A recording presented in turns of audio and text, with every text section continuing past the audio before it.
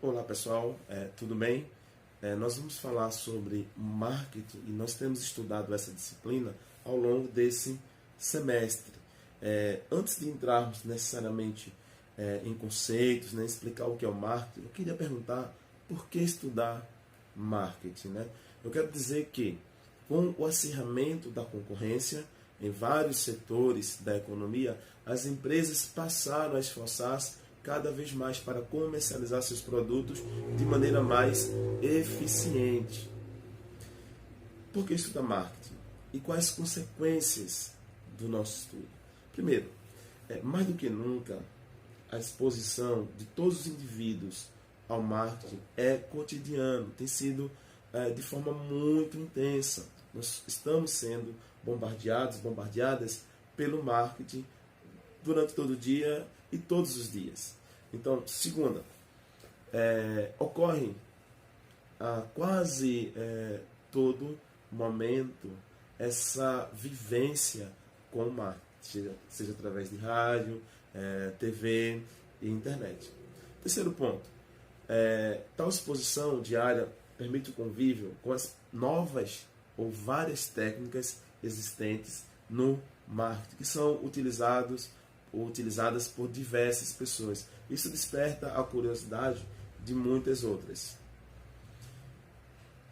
Constata-se que nas ruas estamos vendo cartazes, placas, letreiros, e isso é no nosso dia a dia, né?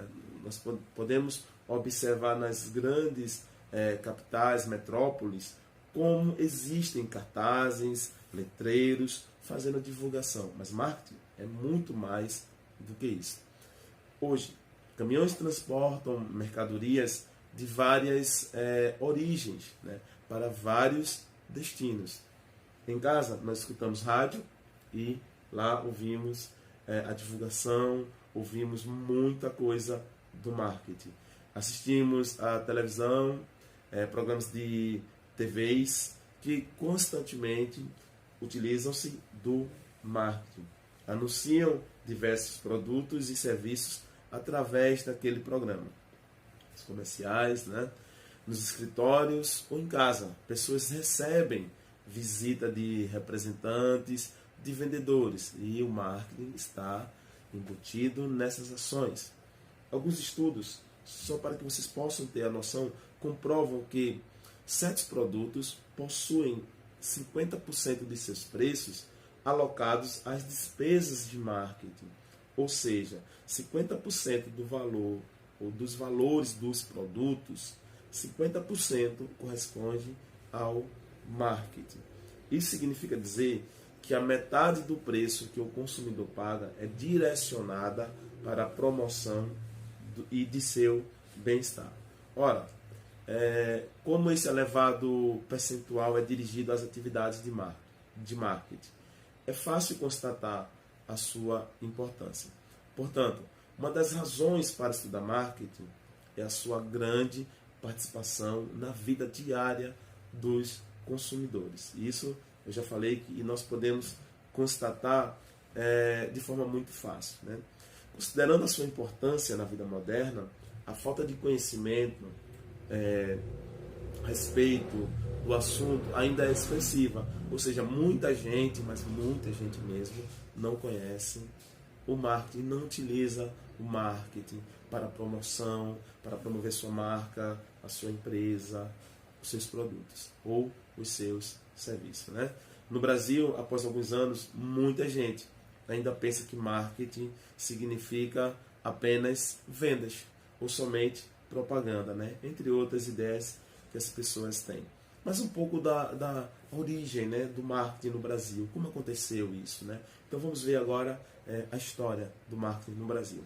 No Brasil, por volta de 1954, marketing foi traduzido do termo em inglês como mercadologia, quando surgiram os primeiros movimentos para implantação de curso específico, né, no Brasil, em estabelecimento de ensino superior.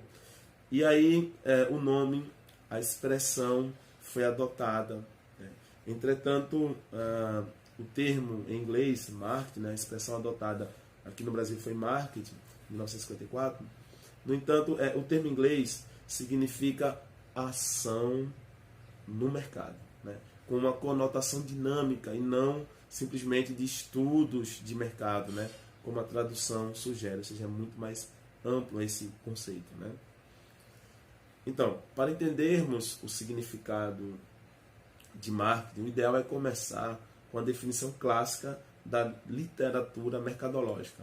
Em 1960, a Associação Americana de Marketing definiu como marketing é o desempenho das atividades comerciais que dirigem o fluxo de bens e serviços do produtor ao consumidor ou usuário final.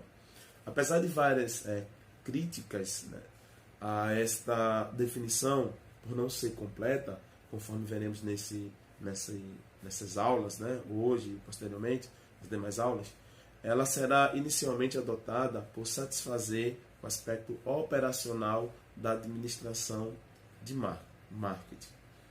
Faremos uma análise a partir de um caso prático, para que fique bem explicado e todos possam compreender, né?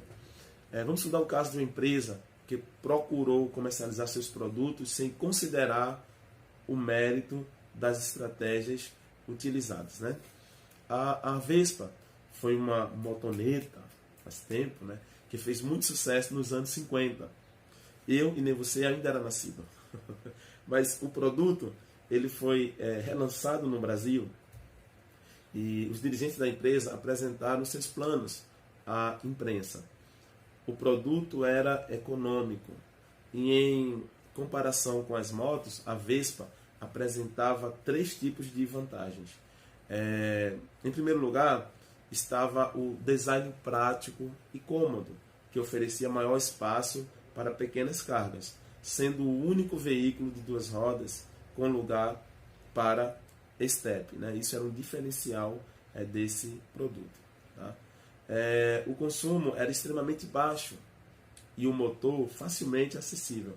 A terceira vantagem era o preço, já que a Vespa custaria ao consumidor final o equivalente a $1.800 aproximadamente, né? O mesmo preço de uma moto de 125 cilindradas na época.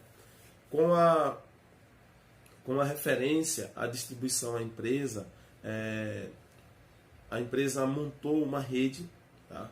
E de 50 concessionárias. Essa rede era composta por 50 concessionárias exclusivas, tá? E o apoio publicitário foi feito em 3 etapas. Claro que todas as etapas utilizou muito bem o marketing. Então, objetivou tornar conhecida a nova empresa e seu produto para um público de alto nível. Os anúncios foram veiculados em jornais e revistas dirigidas, tá? Direcionada para aquele público-alvo. Foi feito o lançamento com 5 filmes veiculados na TV, anúncios em revistas, jornais e, por fim, a campanha de sustentação que foi bastante divulgada na época. A empresa ainda promoveu ralis com a moto, né? Você imagina uma moto dessa participando de um rally, mas isso envolve toda a estratégia da empresa, né? Então, foram corridas de 6 a 12 horas, né? A gente fica imaginando hoje como é que essa moto resistiu, mas ela tinha qualidade, né? Tinha motor, tinha potência para isso, né? E capacidade para participar. Então, a gente percebe que nesse momento, né, de corrida, nesse período de corrida, nessa campanha publicitária, né, que eles fizeram da Vespa, a Vespa ela andava em 110 km por hora, né, era resistente, tá bom? Além de participar de 6 a 12 horas da corrida, ela atingia aí 110 km, ou seja, bem veloz, né? Uma velocidade incrível para uma moto daquela época, né? Além de ser bastante resistente, tá? Não se preocupe, a Vespa ela não se desmontou, tá bom? Ela resistia, ela tinha qualidade. Apesar de hoje conhecemos que o lançamento não atendeu às expectativas dos revendedores, também podemos agrupar as estratégias utilizadas pela empresa, tá? dentro das 4 variáveis. Primeiro, produto. Tá? A motoneta e suas características diferenciadas foi um ponto que eles procuraram destacar na Vespa. Tá? Preço, né? Posicionamento paralelo junto ao de uma moto de 125 cilindradas, né? Ou seja, o preço era bem competitivo, né? E distribuição, né? O que foi que eles fizeram para a Vespa chegar? Eles tiveram, conforme eu disse anteriormente, montaram, né? Tiveram a ideia e montaram 50 concessionárias exclusivas para vender a Vespa. E promoção, 5 filmes na TV, anúncios em revistas, jornais e outdoors, conforme eu falei, e a campanha de sustentação, que foram os ralis, né, e corridas que eles promoveram. Ou seja, resumindo, eles aplicaram os 4 P's, né, produto, preço, praça e promoção, os 4 P's do marketing. Conclusão. Em qualquer trabalho de comercialização, o administrador deverá realizar um planejamento das 4 variáveis. A maior ou menor ênfase em cada uma delas dependerá do objetivo de comercialização daquela empresa, mas, porém, entretanto, deve-se levar em consideração os 4 P's do marketing: produto, preço, praça e promoção. Nós falamos dos 4 P's, mas o que envolve cada P que foi falado anteriormente? Primeiro, produto. Envolve testes e desenvolvimento do produto, quantidade produzida, diferenciação de cada produto, embalagem, marca nominal, marca registrada. Marca nominal é o nome da marca, tá? A marca propriamente dita. Essa marca vai ser registrada ou não, isso envolve e está dentro do produto. Tá? Assistência técnica e garantias. O segundo P foi preço. Então, política de preços, métodos para determinação do preço, desconto por quantidades especiais, né? Se a pessoa vai comprar muitos produtos, se vai ocorrer um desconto por esse fato, e condições de pagamento, algo que o cliente hoje leva muito em consideração. E a questão da promoção, né, ou distribuição desses produtos. Envolve canais de distribuição, transportes, armazenagem, armazenagem, a logística para que esse produto possa chegar ao cliente ou às empresas, né? Centro de distribuição, mais conhecida como CD. E o quarto e último P foi a promoção, que envolve propaganda, publicidade, promoção de vendas, venda pessoal, relações públicas, merchandising, marca nominal, marca registrada, embalagem, rotulagem desses produtos. Então, os 4 P's envolvem todos esses fatores. E quem trabalha com marketing, as empresas que oferecem produtos ou serviços, precisam levar em consideração todos esses pontos que foram destacados aqui.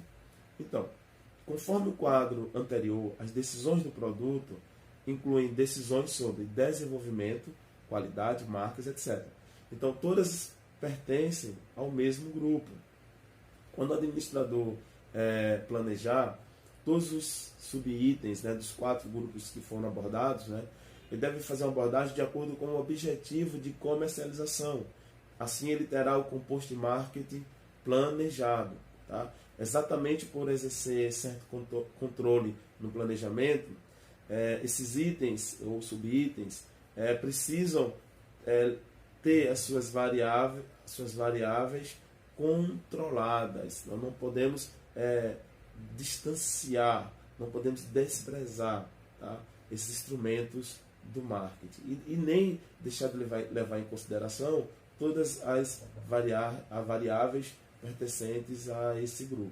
Tá? Sobre o conceito de marketing, eu queria fazer uma leitura para que a gente possa entender aqui uma explicação sobre esse conceito, dizendo que, de acordo com a definição da Associação Americana de Marketing, pode-se entender que marketing consiste no planejamento das 4 variáveis do composto mercadológico. E quais são as 4 variáveis? As 4 variáveis que eu acabei de explicar: produto, preço, praça e promoção. Esta definição sugere, entretanto, que o marketing sempre foi praticado, uma vez que em qualquer época foi necessária a comercialização. Então, o marketing, de acordo com esse conceito, sempre foi praticado, né? Foram utilizadas variáveis, né? Não apenas no seu grau de utilização, né? Muitas vezes esse imposto, né, foi imposto pelo desenvolvimento tecnológico do período. Vou falar agora sobre a era da produção.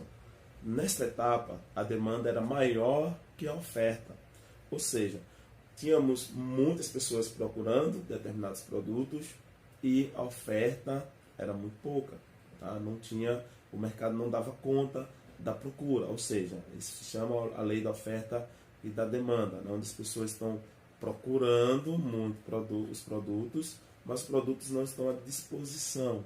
Claro que na lei da oferta e da demanda, que nós estamos na economia, o preço tende a ficar muito mais caro. Ou seja, quando você tem muitas pessoas procurando e poucas pessoas ofertando aqueles produtos, né?